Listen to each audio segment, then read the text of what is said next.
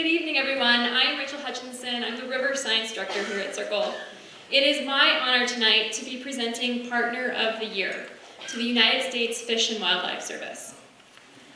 The dedication of this organization, which has been around since 1871, I mean, we get excited about 1983, but think about that. The dedication of the organization to its mission, which is working with others to conserve, protect, and enhance fish, wildlife, plants, and their habitats for the continuing benefit of the American people, is exemplified in their work on the Yuba River. It is also directly in line with SYRCL's mission, and the outcome of more than a decade of work by the U.S. Fish and Wildlife Service has resulted in leadership and funding for on-the-ground restoration efforts and habitat improvements through dam relicensing. In the Lower Yuba River, we now have 4 U.S. Fish and Wildlife Service funded restoration projects. These have resulted already in the planting of thousands of trees at Hammon Bar, soon the restoration of miles of off-channel habitat at Hallwood and Long Bar, and adding spawning gravels to the river near the confluence with Deer Creek.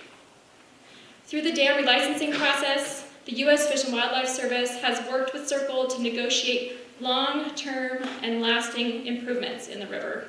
These will take decades for us to see come to fruition. SYRCL would like to extend a personal thank you to the key U.S. Fish and Wildlife staff, Beth, Campbell, and Alison, Willy, who have partnered with us and have contributed much of their careers to the Yuba River. Beth Campbell is with us tonight to accept this award. She is the true champion of the Lower Yuba, attending long meetings to ensure collaboration and progress, advocating for funding, completing NEPA documents, presenting at public meetings, and working with landowners to make sure these projects get done. She will come up on stage here to say a few words about the anadromous fish restoration program that she's a part of and her work in our watershed. Beth.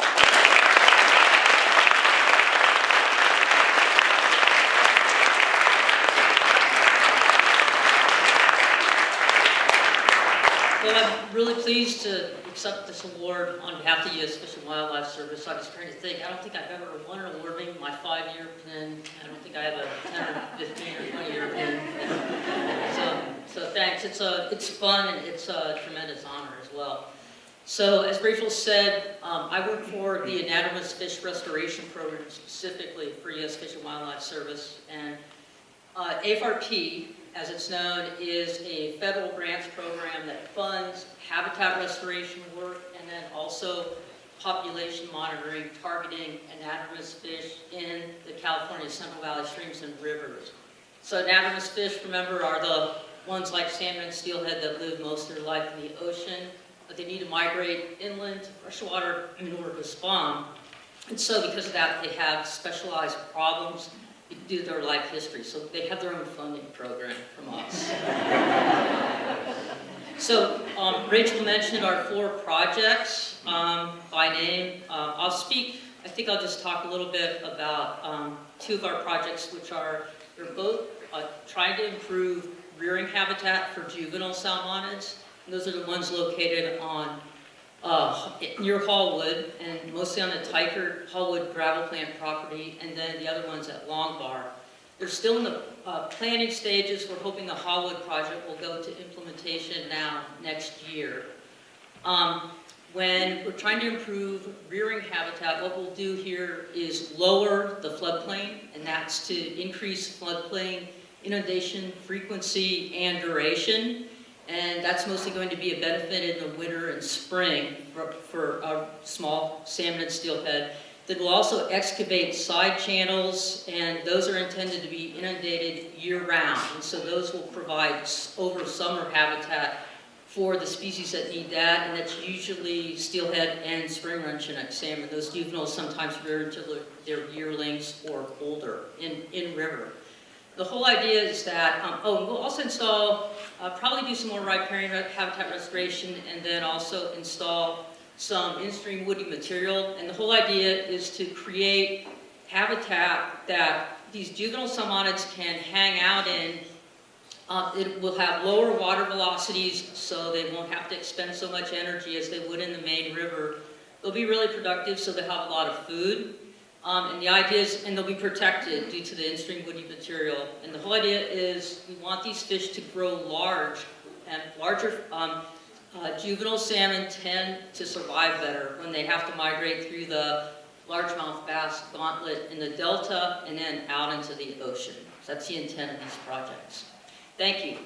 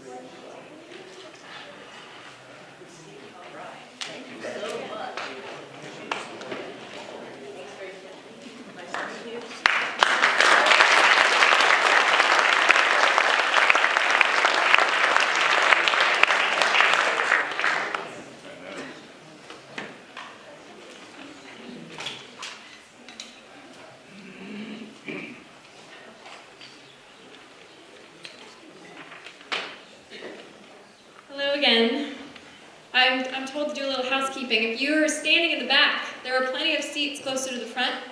Please come take a seat. We invite you to come a little closer. Raise your hand if you have an empty seat next to you. All right, folks in the back, check out all these hands. Have room. Come on up. So tonight I get to open a little window into SYRCL's science program.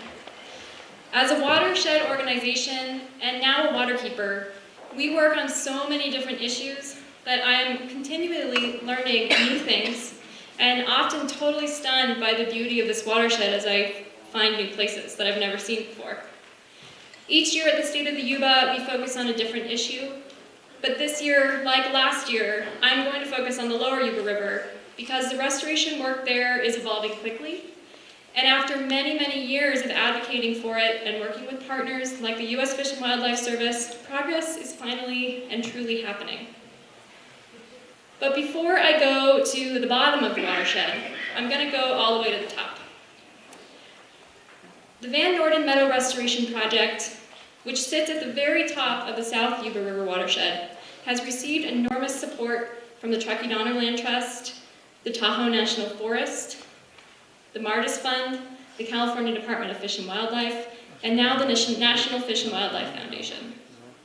This project will restore nearly 600 acres of meadow habitat through stream restoration actions that will raise the groundwater levels there and the removal of weeds and encroaching conifers that are degrading habitat. This project is at the headwaters, where species and water resources are most vulnerable to our changing climate. We expect this project to move forward in 2019. We have almost all the funding in place. And we just held a stakeholder meeting in late March. We will hold a field tour sometime in July if the snow ever melts. So please stay tuned and join us up on the summit.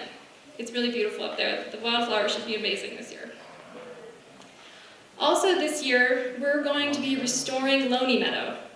This is a project we've been working on with the Tahoe National Forest, and it's also part of the statewide greenhouse gas monitoring program. This project will include improving stream channels within the meadow, which will reduce channel erosion, raise groundwater levels, and improve the meadow's ability to store and release water later into the year. This project will allow us to better understand how meadow restoration impacts the hydrology and ecology of the meadow, while also providing key data to help us understand how much carbon is being sequestered there. We need volunteers to help us plant willows and sedges in the fall. If you're interested in some fall restoration work, or maybe if you know some students who might be interested, please let us know.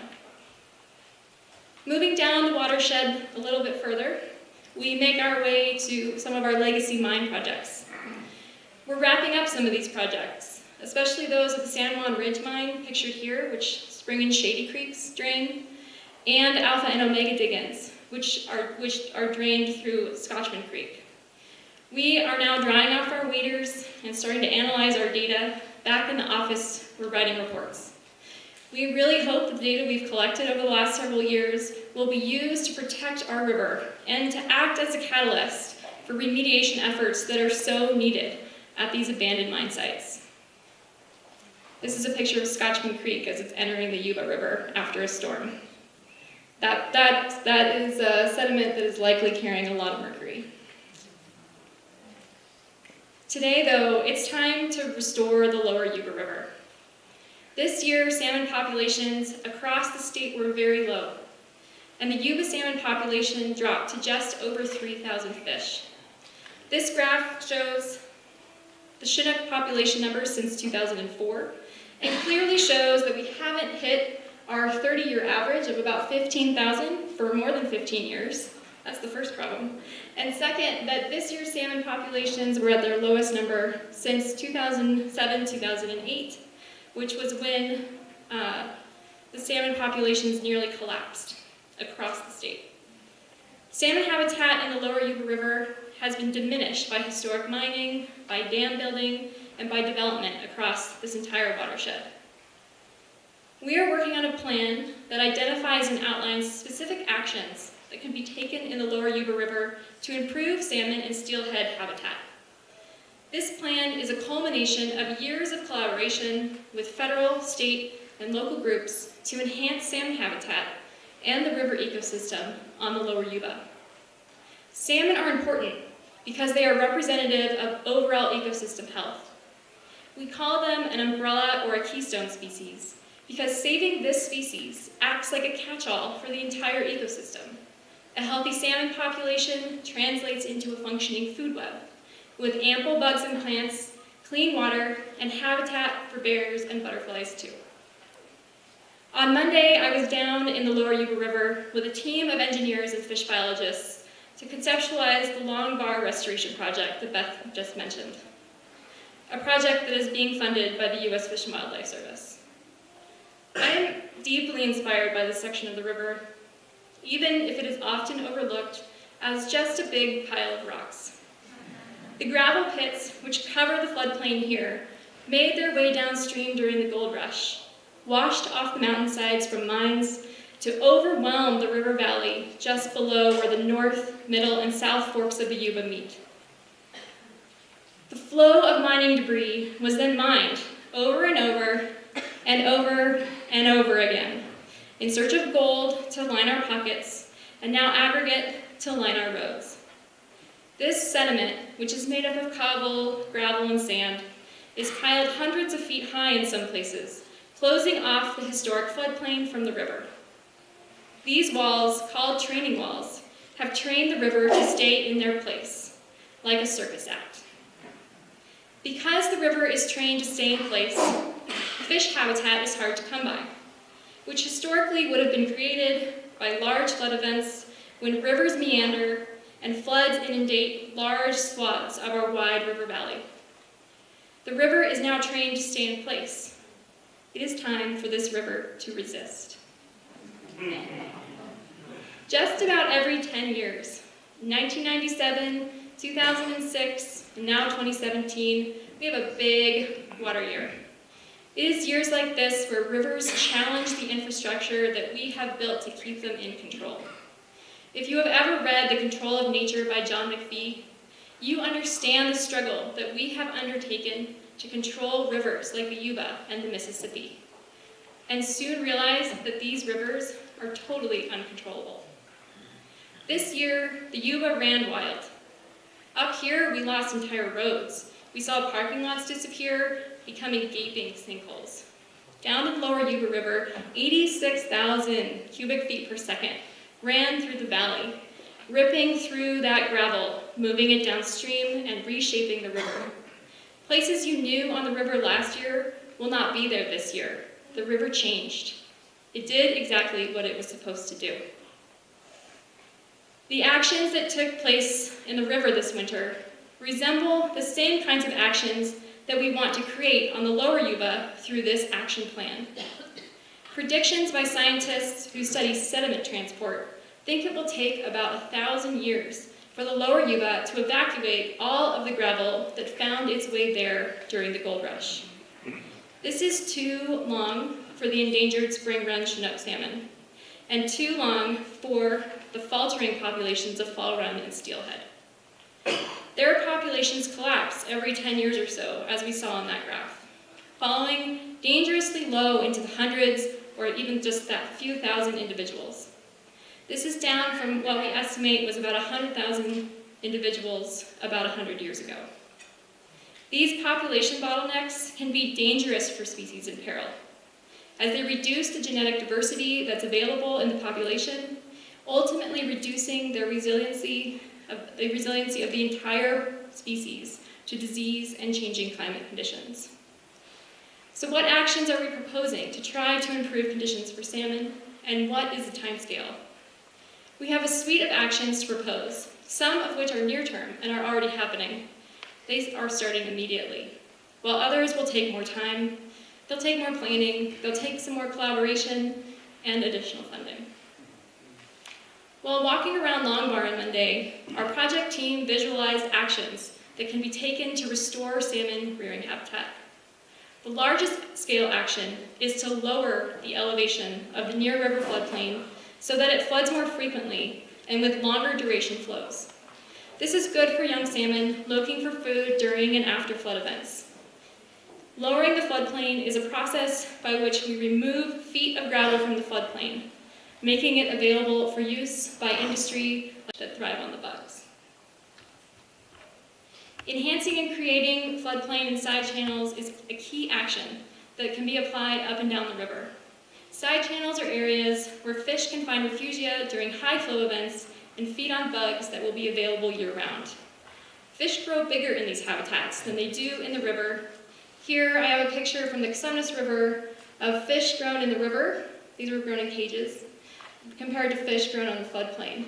Just like Beth said, the fish grown on the floodplain, they grow bigger, they grow faster, and they're more competitive once they return back to the river. Lowering existing side channels and creating new ones will allow them to connect to the main river channel and allow fish to swim in and out of these areas. At the Hallwood Restoration Project, expected to start construction next year, the U.S. Fish and Wildlife Service and CBEC are planning over 7 miles of perennial and ephemeral stream channel habitat, which will greatly improve conditions for fish just below DeGere Point Dam. Along channels and on the floodplain, we will plant riparian trees to provide cover and encourage floodplain development through the trapping of sediment and recruitment of new plant species. At Hammon Bar, where over 5 acres of trees were planted in 2011 and 2012, we have thriving trees now that even made it through these floods this year. And we have increasing sediment deposits that we measure every year. You can join us starting in May to measure those trees and that sediment if you're interested. Within the floodplain, we will be anchoring large woody debris to create high flow refugia for juvenile salmonids as they search for food and hide from predators. These actions directly enhance floodplain habitat so that juvenile salmon can escape that surface ring where flows are high and habitat is poor. Fish find refuge in side channels and under riparian vegetation and large woody debris. Floodplain restoration projects also protect downstream communities from flooding by spreading out and slowing down flows. This is a benefit to the downstream communities of Marysville and Yuba City. As floodplains are restored, the river will have more opportunities to spread out across the floodplain before hitting the levees, rather than be pushed downstream quickly within a narrow channel. Setback levees are another action that we can take to improve habitat conditions and that will provide a flood benefit. This has been very successful on the Sacramento River, where thousands and thousands of trees have been planted and the rivers have reoccupied their floodplains. Another action is to introduce complexity to the existing training walls by anchoring large wood or rocks along the banks to coax baby salmon to take refuge. Finding rice fields and farmers to help us, which those rice fields are already flooded and our very productive habitat for juvenile salmon has been successful in the Yolo bypass. This is an action that will involve a lot of coordination, but that could provide a huge benefit to rearing salmon so they can access habitat that isn't currently available to them. We can also improve habitat along Deer and Dry Creek, tributaries to the Yuba River, so that after the salmon spawn and the eggs hatch, those baby salmon can stay in those tributaries for longer before making their way downstream and into the Yuba. We can change the flow of the river to maximize habitat availability during key times of the year. This is something that SYRCL and the U.S. Fish and Wildlife Service both work on through the dam relicensing process. And finally, we can protect the lands in the Lower Yuba River so that as funding becomes available, we can work on land without needing to first get permission from a landowner, whose primary interest may not always be fish. But what about spawning fish? Last year, we took about 700 students and adults down the river to see the salmon spawn, laying their eggs in the perfectly sized gravels at the bottom of the river channel. This habitat has been improved over the last several years through gravel augmentation projects led by the Army Corps and the U.S. Fish and Wildlife Service, as they place gravel in the river channel just below Eagle Bright Dam. But more work is still needed. And this year, more gravel is expected to be placed by the Army Corps below Eagle Bright and the U.S. Fish and Wildlife Service and ESA, where the Yuba is met by Deer Creek. We have also been talking extensively with fishermen to ensure that they are abiding by the rules, catching and releasing fish, avoiding the endangered Yuba Chinooks, and are really the true river advocates as users of the river.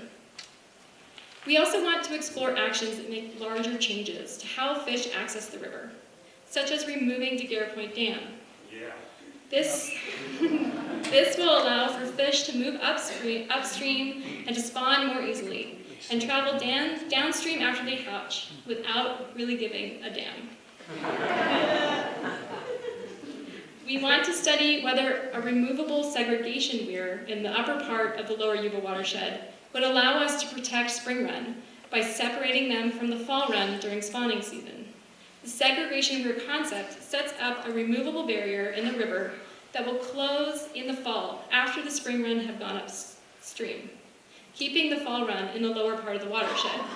This will allow spring run to maintain their distinct genetic traits and will remove competition for spawning sites until spring run can move freely past Eagle Bright to the upper part of the watershed and reestablish their historic spawning grounds without the use of a trap and haul system. Over the next several years, we will be working with the U.S. Fish and Wildlife Service and many other partners to implement floodplain rearing habitat projects and gravel augmentation projects. Like I said, many of these are already in the works. We will also work with other partners in the Lower Yuba to ensure that some of these larger scale ideas come to fruition. These actions are meant to improve habitat today, tomorrow, and 100 years from now. The river will keep changing, and we want to jumpstart that change today by acting today, probably tomorrow, and maybe even still 100 years from now, maybe when it's 2183, as the ecosystem heals itself and begins to function on its own. Thank you.